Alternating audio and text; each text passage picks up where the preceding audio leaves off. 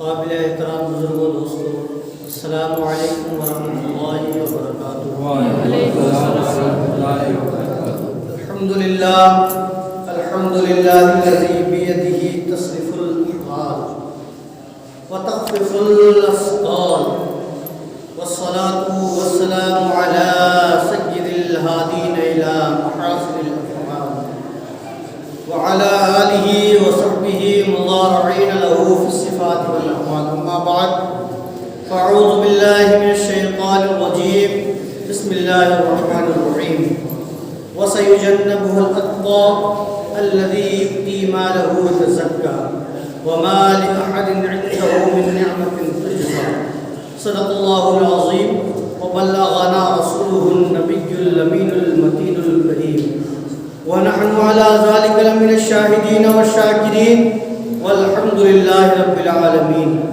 یا خدا بہر جناب مصطفیٰ امداد کن، یا رسول اللہ بہر خدا امداد کن، یا شہید کربلا، یا دافع کرب و بلا، کل خواہ شہزاد کل خواہ امداد کن۔ غوث اعظم بمنے بے سر و ساما مدد، قبلِ دی مدد کعبہ ما مدد، بگردہ بے بلا افتاد کشتی، ضعیفان شکسترات کشتی، بحق خواجہ عثمان ہارونی مدد کن مدد کن مدد کن یا معین الدین چشتی، قادری امنال یا غوث اعظم ظلم دمزہ شیخ احمد رضا خان بعالمی۔ حضرات محترم، جس آیت مقدسہ کو پڑھنے کا میں نے شرف حاصل کیا اور آپ لوگوں نے جس کو سن کر شرف حاصل کیا، اس سے قبل میں مناسب ہی نہیں بلکہ ضروری سمجھتا ہوں کہ ایک مرتبہ آقائے نامدار مدینے کے تاجدار دو عالم کے مالک مختار نو شہ بزم جنت گلے باغ و رسالت، عرش کے زیب و زینت، فرش کے طیب و رزت، جن کی شان ناتینا کل کوثر، شاف محشر ساقی کوثر، حضور تاجدار مدینہ راحت قلب و سینہ جناب محمد رسول اللہ صلی اللہ علیہ وسلم کی بارگاہ میں ایک بار کی بات کا حلیہ پیش کریں۔ پڑھیے آواز سیدنا مولانا محمد تعالی سیدنا مولانا محمد بارک وسلم صلی اللہ علیہ وسلم علیہ سیدی یا رسول اللہ صلی اللہ تعالی علیہ وسلم۔ حضرات محترم، جیسا کہ آپ کو معلوم ہونا چاہیے کہ جمادی الکفرہ چل رہا ہے اور اس کی 22 تاریخ کو حضرت ابوبکر صدیق رضی اللہ تعالیٰ عنہ جو پہلے خلیفہ ہیں ان کا وصال با کمال ہوا تھا۔ تو ہم لوگوں کو تو ان کی تاریخات پتہ نہیں ہوتی ہے۔ بڑی محرومی والی بات یہ ہے کہ جو ہمارے پہلے خلیفہ رہے ان کی وصال کی تاریخ تک ہمیں یاد نہیں ہے۔ بہرحال رب تبارک و تعالیٰ قرآن مجید میں ارشاد فرماتا ہے وَسَيُجَنَّبُهُ الْأَتْقَى، ان کو دور کر دیا جائے گا دوزخ سے لوگ پرہیزگار ہیں، متقی ہیں۔ الَّذِي يُؤْتِي مَالَهُ يَتَزَكَّى، اور اپنے وہ مال کو دیتے ہیں راہ خدا کے اندر، یتزکیٰ اس لیے کہ وہ مال پاکیزہ ہو جائے۔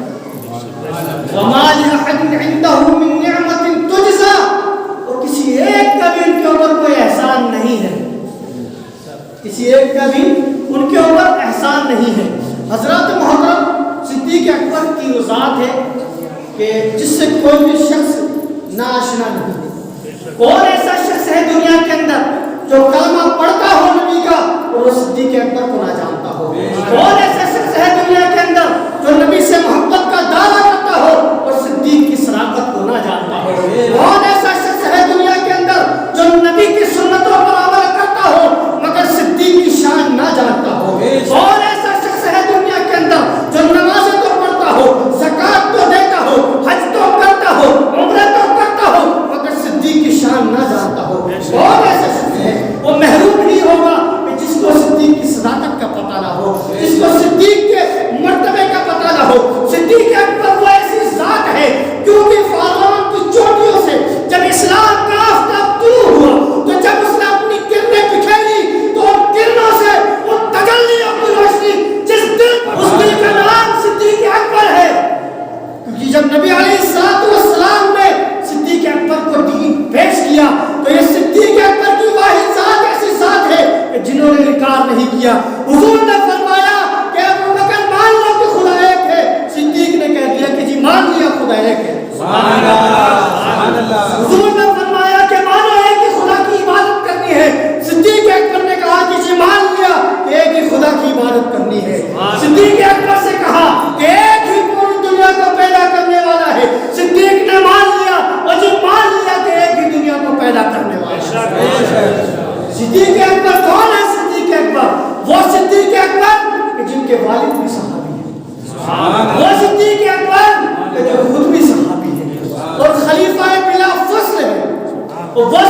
اکبر کہ جن کا بیٹا بھی صحابی ہو، صدیق اکبر، وہ صدیق اکبر کہ جن کے قول و فعل کے اندر امانت اور دیانت ہو، وہ صدیق اکبر کہ جن کی طبیعت میں شفقت ہو، وہ صدیق اکبر کہ جن کا قلب منور اور روحانیت سے بھرا ہوا ہو، وہ صدیق اکبر کہ جن کی دعاؤں میں قبولیت ہو، وہ صدیق اکبر کہ جن کے کردار میں رفعت اور بلندی ہو، وہ صدیق اکبر کہ جن کے اقوال اور افعال کے اندر نبی کی مطابقت ہو، وہ صدیق اکبر کہ جن کی جلوت و خلوت میں نبی کی سنت ہو، وہ صدیق اکبر بلکہ کیا کہو کہ وہ صدیق اکبر کہ جس کو دیکھنا نبی علیہ الصلوۃ والسلام کی تلاوت ہو، وہ صدیق اکبر کہ جن کو حاصل خلافت ہو اور امامت کے ساتھ ساتھ جن کے فیصلوں میں عدالت ہو، وہ صدیق اکبر جو میدان جنگ میں بہادری جیسی شجاعت ہو جن کے اندر، وہ صدیق اکبر، وہ صدیق اکبر کہ جن کے مال کے اندر سخاوت ہو، وہ صدیق اکبر کہ راہ خدا میں گھر کا گھر لٹا دینا جس کی عادت ہو،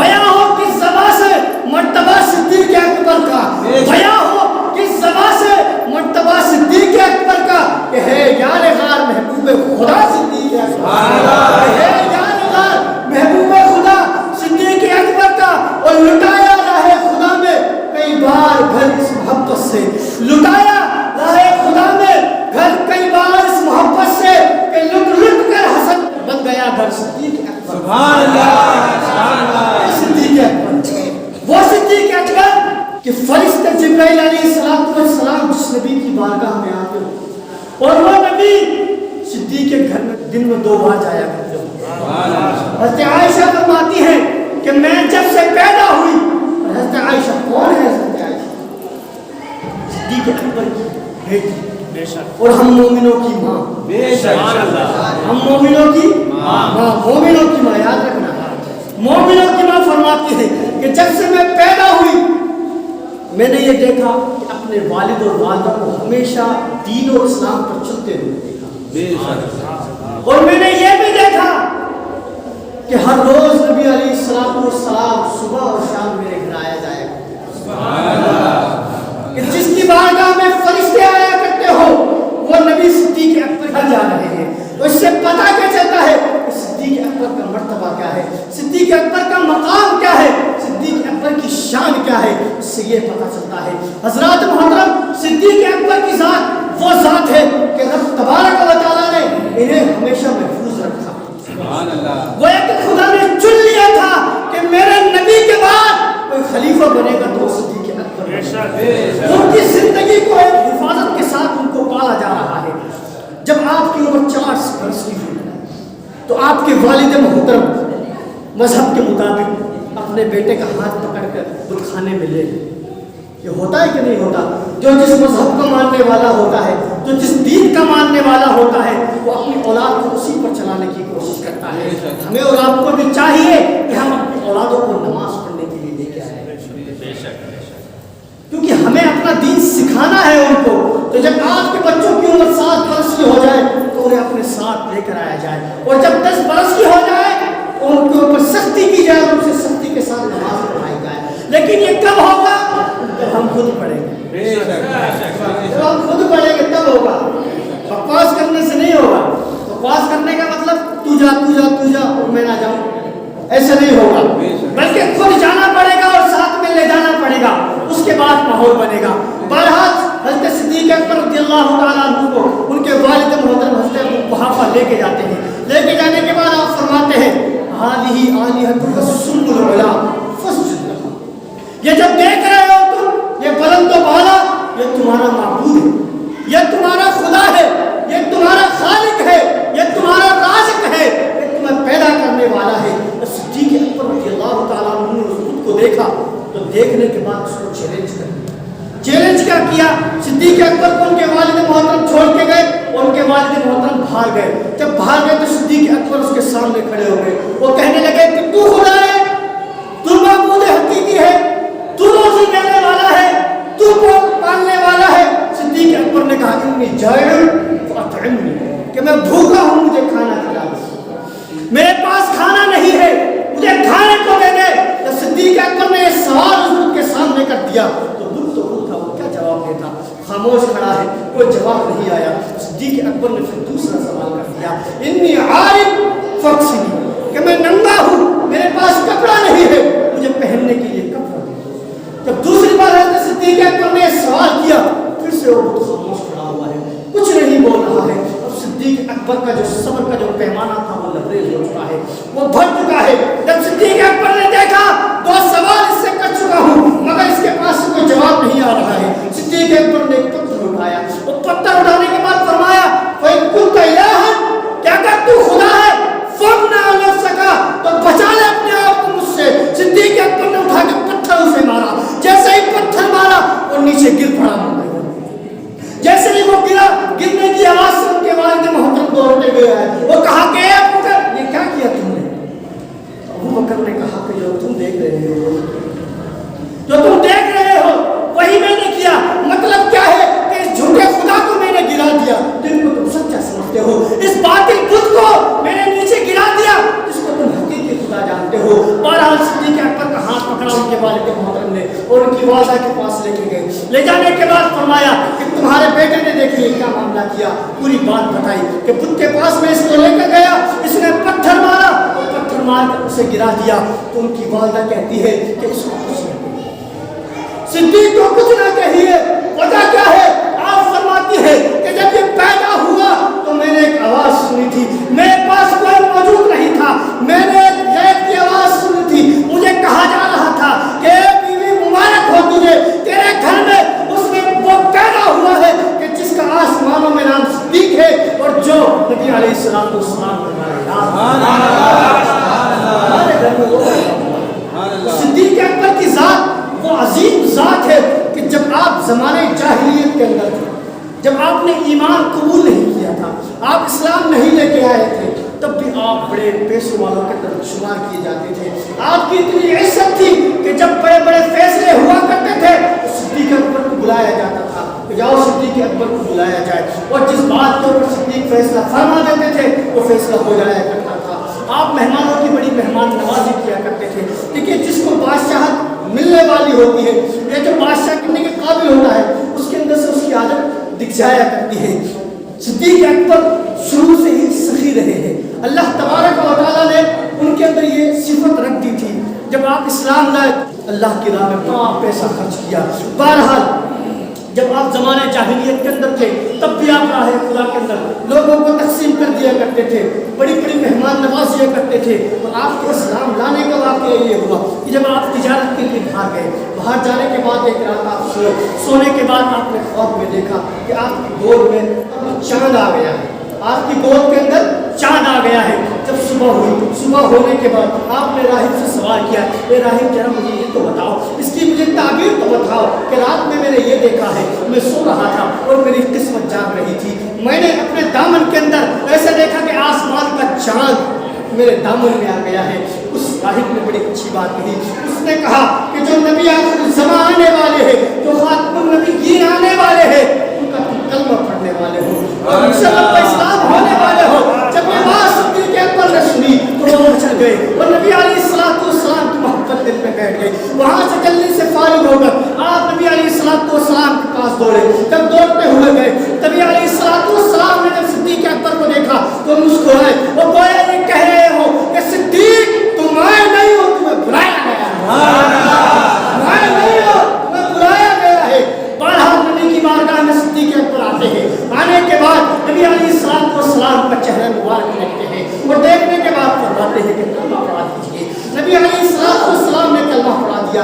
صدیق اکبر ایمان لے آئے. سبحان اللہ, یہ پہلے صحابی رسول بنے. پہلے امام اعظم ابو حنیفہ نے اس میں ترتیب دی ہے.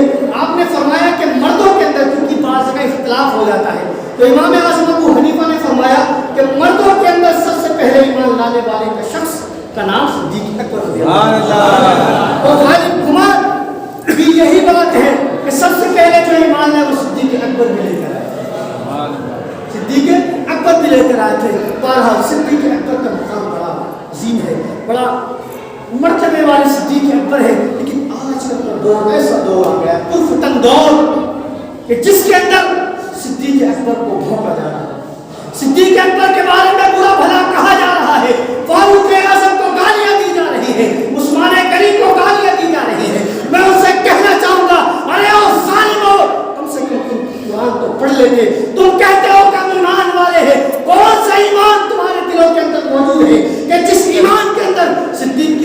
کو ایکسیپٹ نہ کیا جاتا ہو، فاروق اعظم کی عدالت کو نہ مانا جاتا ہو، عثمان غنی کی سخاوت کو نہ مانا جاتا ہو، میں کہنا چاہوں گا تم چاہے کتنا ہی بھوگ لو، مگر رب تبارک و تعالیٰ نے ان کی عظمت اور بلندی اتنی کر دی ہے کہ اگر کوئی کنتا دن میں کھڑا ہو کر آسمان کی طرف دیکھ کر سورج پر بھوکے تو سورج پر کوئی کنتا زمین پر کھڑا ہو کر چاند کی طرف بھوکے تو کچھ نہیں ہوگا، کیونکہ